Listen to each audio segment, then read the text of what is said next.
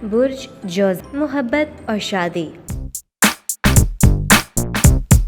इस बुर्ज में जन्म लेने वालों की सबसे बड़ी ख्वाहिश होती है कि कोई उन्हें सच्चे दिल से चाहे, उन्हें समझे, मगर उनकी ये ख्वाहिश हमेशा पूरी नहीं हो पाती। वो बड़ी तंधी और खलूस से अपने जीवन साथी की तलाश करते हैं, लेकिन हद से ज्यादा तकमील पसंद होने के बायस वो किसी भी शख्स से मुकम्मल तौर पर मुतमईन नहीं हो पाते। ताहम समझदार जोज़ा अफराद आखिर ये नुक्ता जान लेते हैं कि दुनिया में कोई भी इंसान कामिल नहीं होता और वो अपने साथी को इसकी खूबियों और खामियों समेत कबूल कर लेते हैं। जोज़ा लोगों की जिंदगी में शादी से पहले कई रोमांच जन्म लेते हैं और खत्म हो जाते हैं। इसकी सबसे बड़ी वजह ये होती है कि जोज़ा अफराद किसी को टूट कर नहीं चाहते। इसके अलावा वो आज़ादी पसंद भी होते हैं और हत्तल इम्कान किसी भी किस्म के बंधन से बचना चाहते हैं। जोज़ा अफराद ऐसे शरीक हयात को पसंद करते हैं जो मजाज और जहनी सलाहियतों के एतबार से उनके हम पल्ला हो और किसी तरह भी उनकी आज़ादी में हरज न आए। बाज़ औक़ात ऐसा भी होता है कि वो दोनों अपनी अपनी ज़िंदगी गुजारते हैं और उनका बाहमी ताल्लुक़ खासा सतही होता है।